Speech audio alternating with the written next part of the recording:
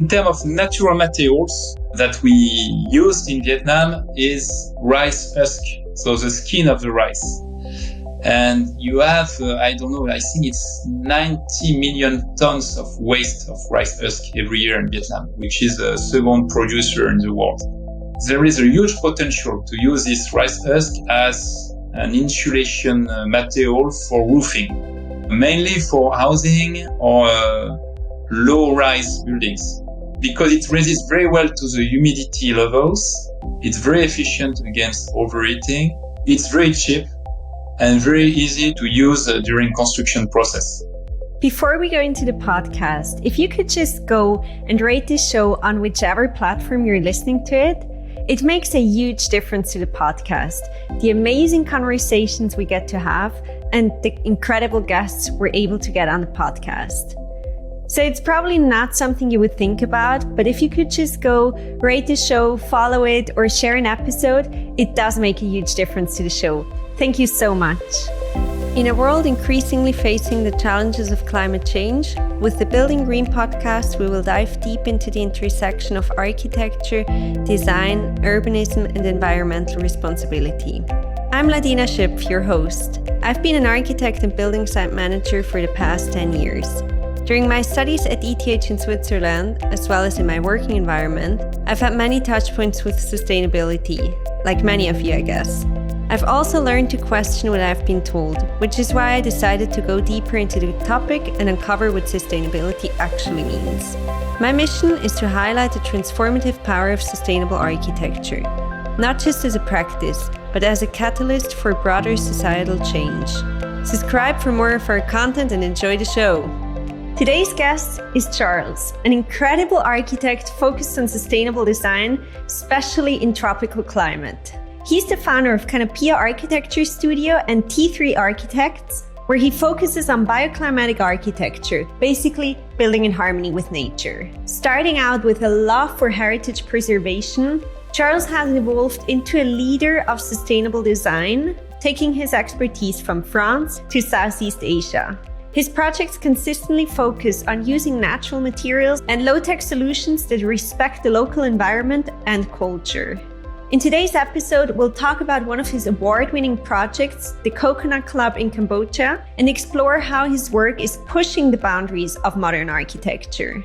Charles is all about doing more with less, more quality, more respect for the planet, and less waste and carbon emissions. For example, Charles explains why timber is often the wrong material to use in Southeast Asia, instead favoring abundant and sustainable materials like rice husk, which is highly effective in construction. He's even shown how air conditioning can be completely avoided despite the hot and tropical climate. Charles emphasizes the need to shift the association of modernity in Southeast Asia away from concrete, steel, and glass towards more sustainable materials like bamboo.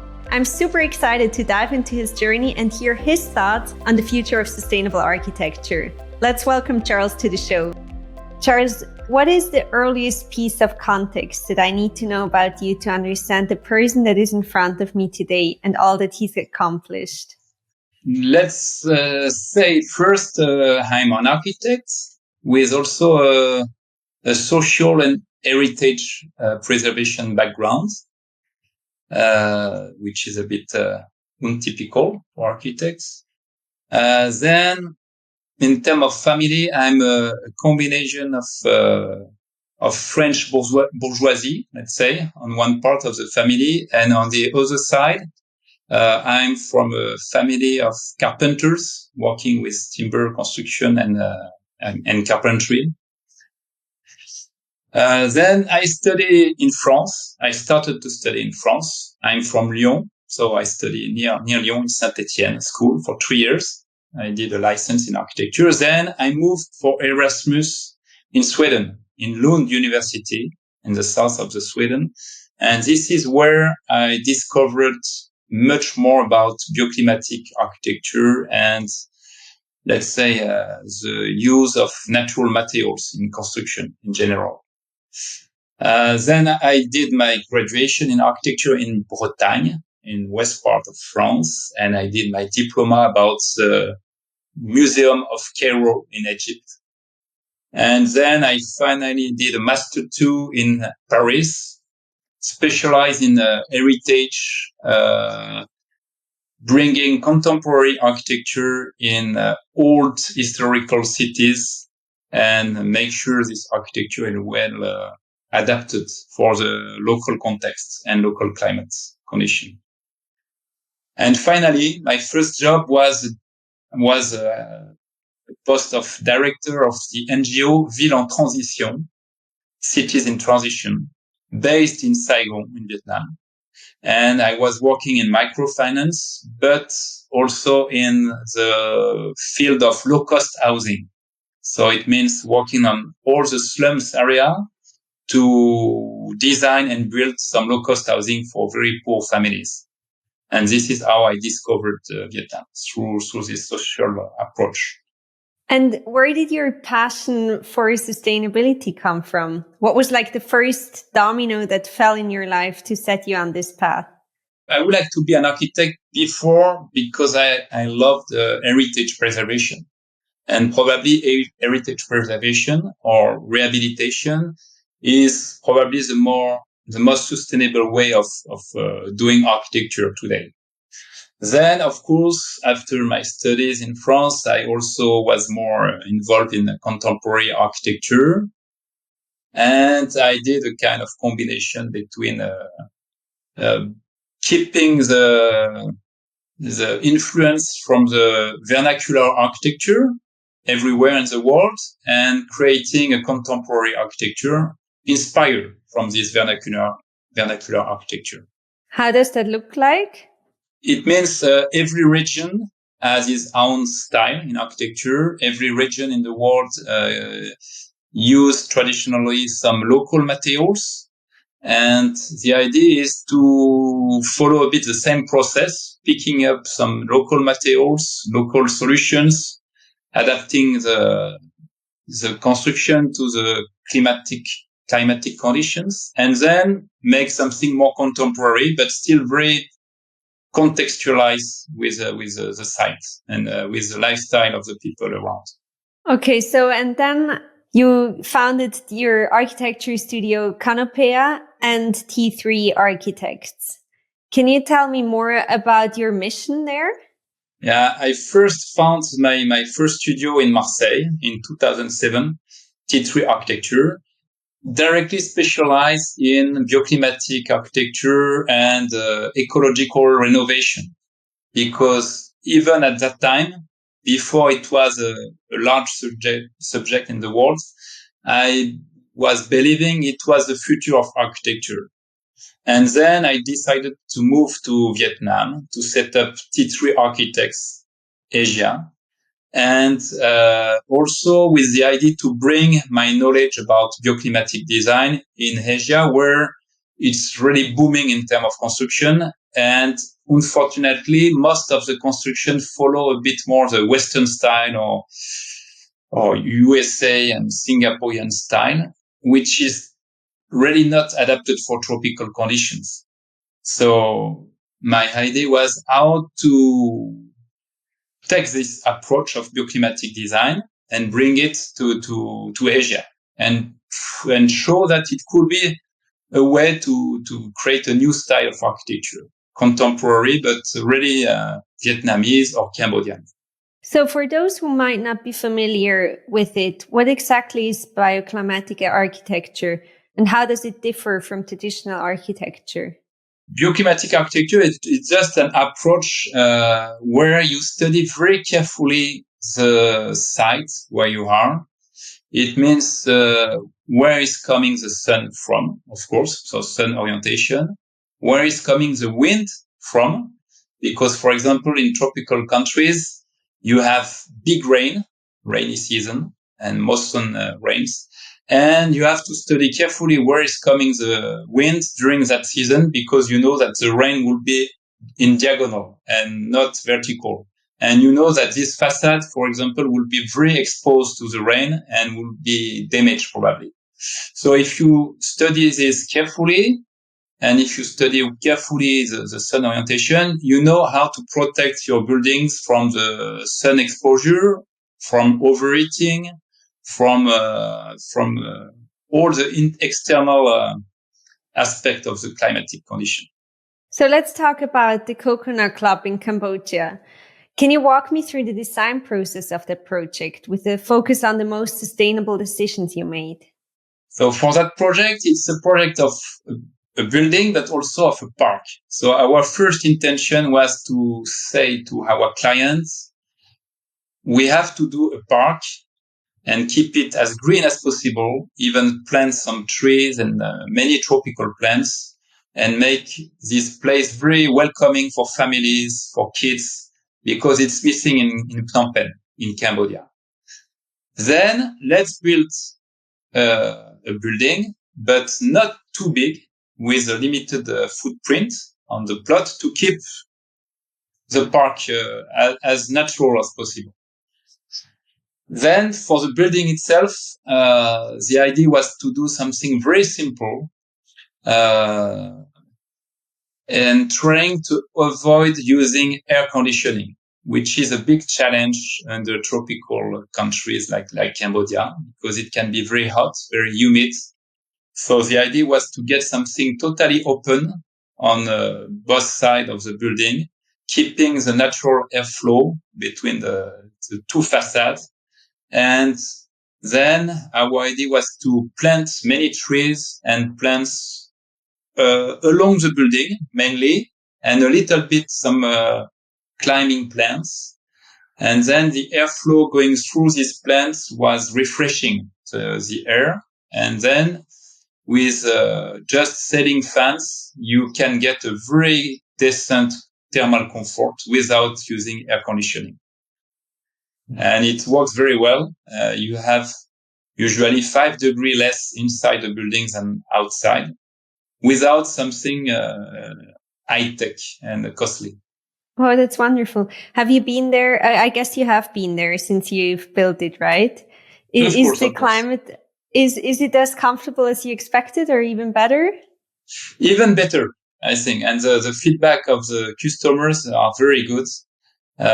We just have one kids club with AC in case it's very too hot during the daytime. But most of the area, the function, like restaurant, coffee shop, even conference room, are totally open and naturally ventilated.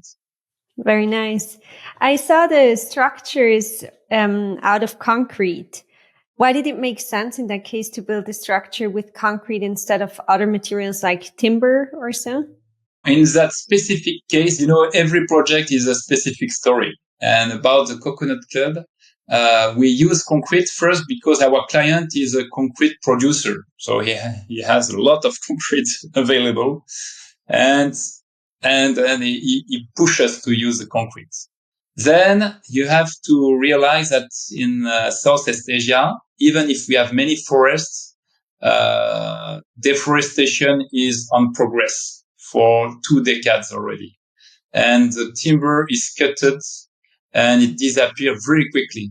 So usually when you use timber in Southeast Asia, the timber is coming from forests which are not properly managed. You don't have the FSC label and all this kind of certification to make sure the timber is properly managed, cut, treated, dried, etc. So it's not always a good idea to use timber in Cambodia and Vietnam today. Or you have to import from another country. Or just use a very limited quantity of wood if you use that materials. So would you say in general, for your projects in Southeast Asia, you generally don't use a lot of timber? Not much. We had some, let's say, some overhangs by timber, some secondary structure. Of course, we can make some light facade with local wood and bamboo net, kind of net, who let the airflow passing through. And it's quite effective. But for the main structure, the skills are very limited. And as I told you, it's a risk to participate to the deforestation. And bamboo grows quite quickly, right? The bamboo is growing quickly. Then you need to find clients who are ready to use bamboo for their project. And for the Coconut Club project, it was not the case. But we have some projects coming with bamboo structure in Cambodia. But for European clients mainly, because you have to realize also that in Southeast Asia, this is the booming period, like the 60s or 70s in Europe. And they are dreaming about modernity. And modernity is all about concrete, steel, and glass. So as an architect, we have to understand that and to do the best as we can within this context. So sometimes we manage to push for natural materials. Sometimes we have to play with concrete, but reducing the quantity of concrete and proposing bioclimatic approach to avoid air conditioning and avoid other issue about modernist architecture. And how about energy production in the Coconut Club? Do you produce some of the energy? The energy is very low because you have mainly natural ventilation. So it means natural source of energy, wind. Then you have ceiling fans, so which is a very low consumption compared to air conditioning. Then you are in the city center of Phnom Penh. So you are connected to the main electrical networks. And it's coming from many resources. You have the hydraulic resource, of course, but you probably have some charcoal somewhere in Southeast Asia, and you never know. So that's why the goal is really to reduce the need of energy. This is our main concern. And we know that we can divide by 3 or by 4 the quantity of energy needed for projects if you remove air conditioning. So it's a big issue and a big challenge for us. Wow. And how do you do that in other projects? Because the Coconut Club is like a community center where I guess it's easier to have like this open floor plan. And how do you approach this natural ventilation for other projects? So for projects in the countryside, we managed to remove air conditioning, depending on the function of the building, of course. But we did several projects without AC. For example, like our dormitories in South Vietnam without AC as well. And they welcome schools and families, and we don't have any AC because we have a very good thermal insulation of the roof using rice husk, a natural material, and which is considered as a waste in Vietnam. And then by having a good bioclimatic approach, it means one facade exposed to the sun or on the, for example, facing the south, another one facing the north, and the difference of temperature between the two facades creates a natural airflow. Then you are right, when you are in the city center of big cities, there is an issue about air pollution, noise, overlighting, etc. So we have to close the building, and also the client requires some AC. So our approach is how to limit the use of AC by having, for example, some double ventilated facade. So we did some office building, for example, in Saigon, where we had an existing office building made by concrete structure and bricks, and we added a bamboo facade, maybe 30 centimeters from the brick walls, which makes a big shadow on that brick walls, and it's allowed to keep that wall cool and with a low temperature. Then we designed some sun protection to protect all windows from direct sun exposure. So this is a way to keep all your building in the shadow, and finally avoid any overheating and keep a relatively cool temperature naturally. So the needs of AC is divided by 2, for example. And how about all the things you mentioned are a bit according to some of the certifications that I know from Europe? How about certifications in Southeast Asia? In Vietnam, they set up one label called Lotus certification, which is inspired from a LEED certification, but they change many things to adapt this label for tropical countries. So it's quite well done. Then for me, certification is more a question of marketing in the end. So is it necessary or not? For me, it's not necessary except if the client requires these labels. And usually it's to communicate on it. But many of our clients doesn't care too much about the certification. They just want to make sure they have a sustainable building and very good thermal comfort and a low energy consumption. So, and then it's enough for them. So the clients that approach you are already really sustainability conscious, so you don't need to convince them to build sustainably. Usually we always have to convince them because they have an idea of what is sustainability, but usually it's quite cosmetic. It could be, please install some solar panel on the roof, and so we can be we can have a green building or a green office or a green hotel. And so we explain about all the process of what is sustainability. Probably the first thing is keep the existing. If you have a building already in a proper state, you have to keep the existing structure and preserve to reduce your carbon emission. So very often in Vietnam or in Cambodia, we manage to convince the client to keep the buildings they just purchased instead of demolishing it and building a new construction. Can you define what sustainability means for you? Sustainability is quite general. So for me, sustainability is first to how to say, to do more with less.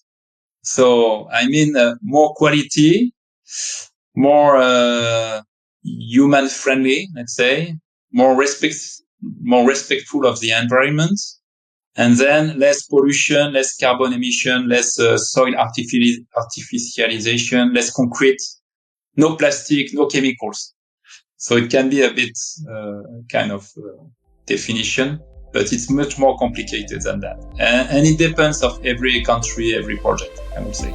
If you're enjoying the show, I have a small favor to ask that would mean the world to me. By rating and sharing the podcast, you're helping us grow and spreading our mission of making sustainability really desirable and cool to a wider audience. Besides of that, imagine impressing your colleagues with the latest insights on sustainable architecture. So make sure you follow the podcast and become the most informed in the room. Thank you so much for your support. So Charles, let's jump to another project that is very different than the Coconut Club. I want to talk about the Bioclimatic Hotel Tower in Phnom Penh. So it's the same city, but a really different project. What are the key sustainable elements in that project? So it's mainly about how to reduce the use of air conditioning. The client wanted a tower, so we are not so pushing for that, but it's a question of the price of the land and the program of the client. Then we say, okay, let's do it. Let's do a tower, but removing air conditioning for all public areas. It means we put AC only in the bedrooms and the main restaurant. The lobby, all corridors, all circulation, some suspended garden, rooftop are without AC. That's the first approach. And then it's all about, again, bioclimatic design, how to protect the facade from the sun exposure, to keep the main wall protected from the sun and having a double ventilated facade, which creates this shadow on the main walls. What are the materials you use there? Yes, it's not built. That project was not built. So we were considering many materials. Then you have to follow some local regulations, and probably it will be some aluminium. After considering many different type of materials, bamboo was risky for a tower, as well as many other natural materials.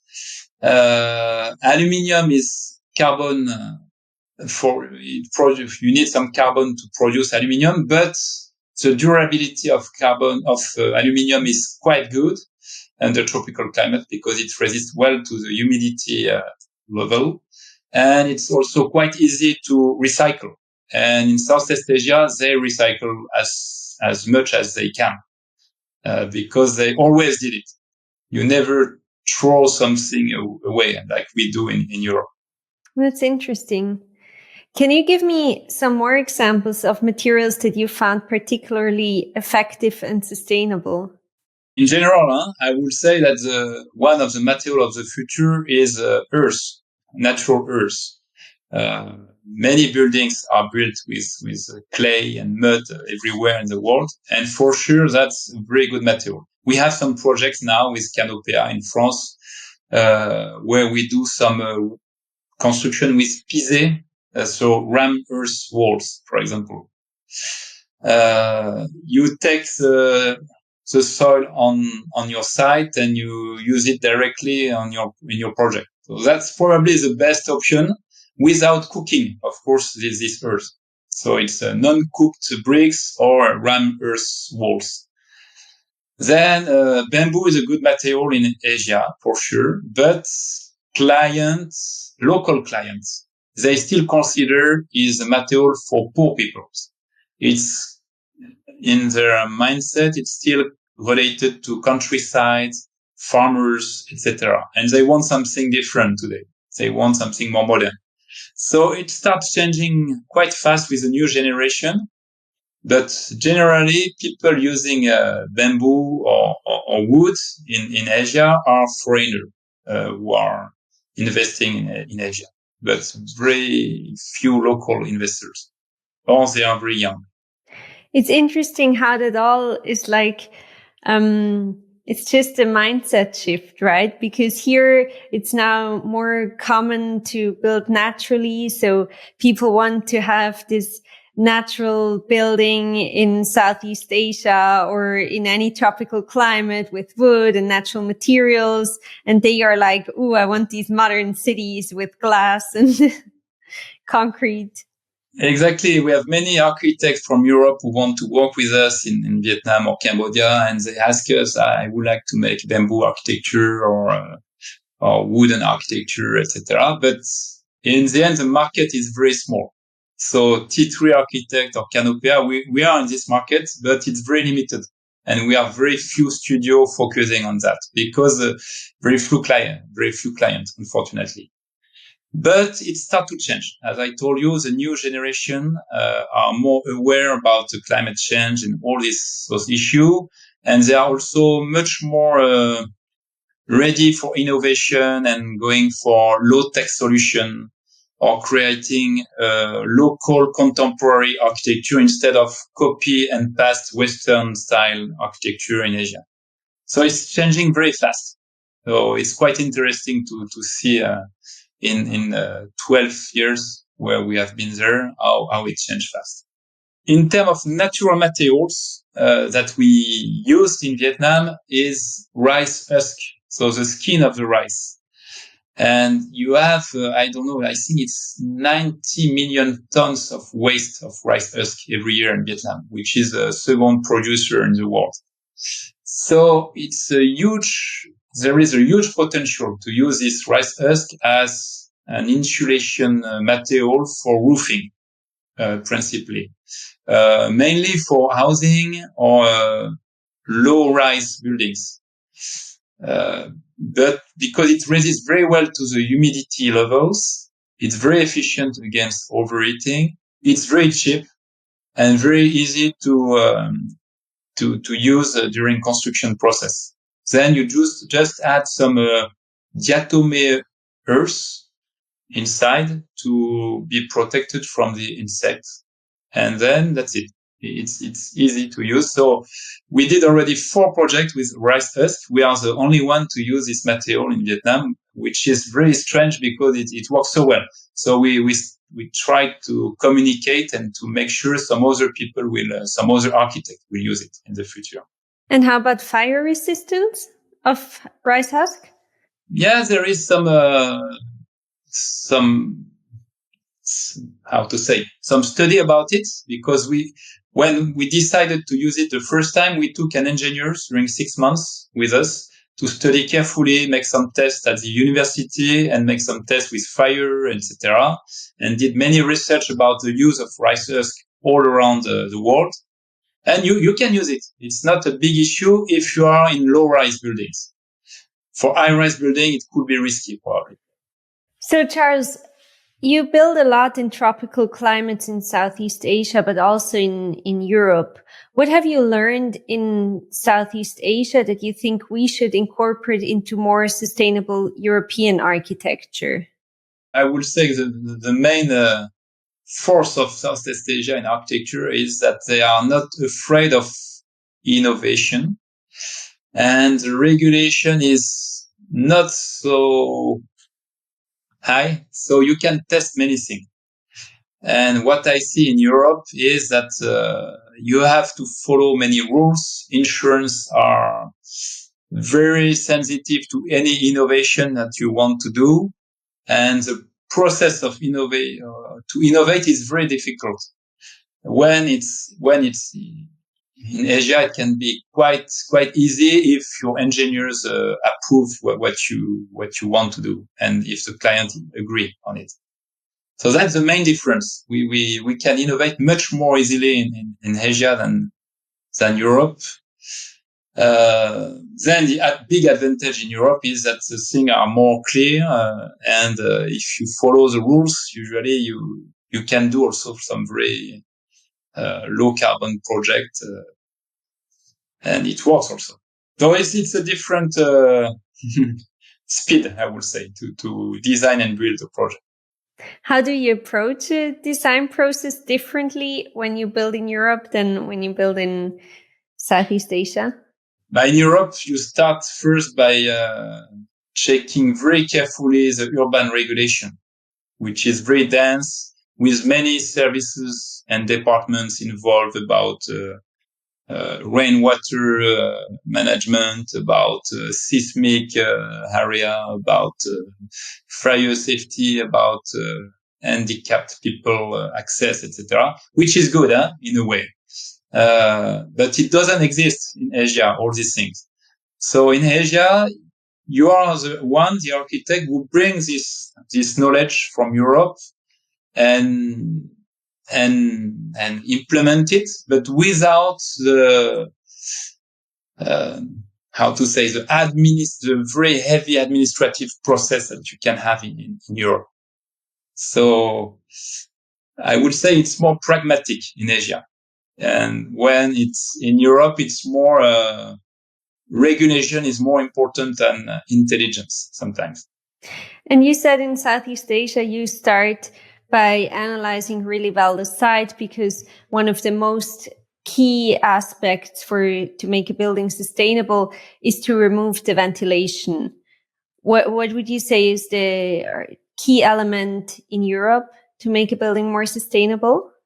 I would say it's more or less the same approach about bioclimatic design. It means study carefully the wind direction as well, the sun direction, studying where are the trees, where are the main view, and put your building at the right position, and then make sure that you benefit from the sun exposure during winter. And on the contrary, you are very well protected from sun exposure during hot season in summertime. So now I'm based in Marseille and in Provence, so we have several projects here. And for example, we are designing a big villa in Aix-en-Provence, following bioclimatic principle with a north facade with relatively small windows, because you have the cold wind during winter coming from the north, And we also put all the rooms having more functional rooms like storage, toilet, back kitchen, etc. And on the south facade, we have large windows, but not that big, to allow you to have free heating during winter. And during summertime, we have a timber structure gallery which protects your windows and your main facade from the sun to keep the facade cool again and avoid installing air conditioning during summertime, which is something also a big challenge for the future, because more and more what I can see in the south of France, many people install AC because the design is so bad. The facade is totally flat on the south or on the west side. And and you have large windows where it becomes a kind of solar oven during summertime. You have also in your projects in Southeast Asia, especially, you've worked with local craftsmanship. What was the biggest lesson you learned from that? What is very nice in Southeast Asia, you still have some knowledge about craftsmanship. You have many people having very good skill for carpentry, for bending bamboo, etc. And people are always have a very positive attitude. They are happy to innovate. They are happy to test some new things. So that's very good. Then you have to control about the quality more than Europe. In Europe, that's the contrary. Quality control is more or less okay, but as soon as you propose something different, people complain. They don't want to change their habits. The skills in carpentry, for example, really are not so good now in France, and you have better carpenter in Vietnam than France now. So it's very strange. And that's why we have also a company producing a luxury lodge made by timber. And we produce those lodge for luxury hospitality in Vietnam, in our big factory in Vietnam, because they have the capacity to produce very fast with good timber, and they are always ready to support you. So, Charles, I'm curious, who have been some of your biggest influences or mentors in the field of architecture and sustainability? I'm not sure I have really a mentor in bioclimatic architecture. I will say that my study in Sweden was very inspiring for me, because I discovered many simple architecture made by many unknown architects, but quite it's the opposite of star architect, that we had the last 30 years with Jean Nouvel and all the big names like this. Much more humble, much more respectful of the local context, of the local site, who don't try to make an art piece, but design and build for the people and the final user of the building. So it was my main inspiration, I would say, Sweden, when I was student. And then it's doing many projects all around the world that I discover many ideas who inspire me. Which one was the project that you're most proud of? It's difficult to say, because every project has its own story. So one I like very much the recent year was the Cocoa project located in Saigon, where some Belgian clients contact us to support them to find a good existing building in the city center to make a kind of showroom about cocoa and chocolate, because they are cocoa producer in South Vietnam, in Mekong Delta. So we came with them to visit many places, and finally we we convinced them to select one building where we saw an old staircase from the 50s with a beautiful terrazzo staircase and few elements corniche on the ceiling. And we say, okay, it should be a nice building historically speaking, so let's take this one. And our approach was to say, for this project, we will not design anything. We will just remove all the layers of material which have been added year after years, mainly industrial materials like gypsum, metal sheet, concrete structure, insulation, but with very bad quality insulation.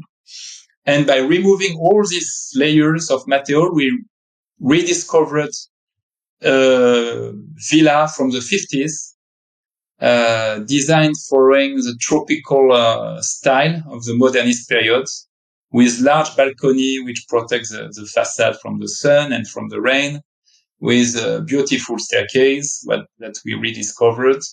And now it's a very famous place and trendy places in the center of Saigon for the young Vietnamese to go there as a kind of co-working. It's also a pastry shop. It's also a place where you can make some events, and it's a very cool place. And for that project, we also decided to demolish a small part of the existing building, which was very bad quality in metal, to create a garden. So we have a very nice garden in the city center where people can drink their coffee in a very peaceful place, even if it's quite busy around.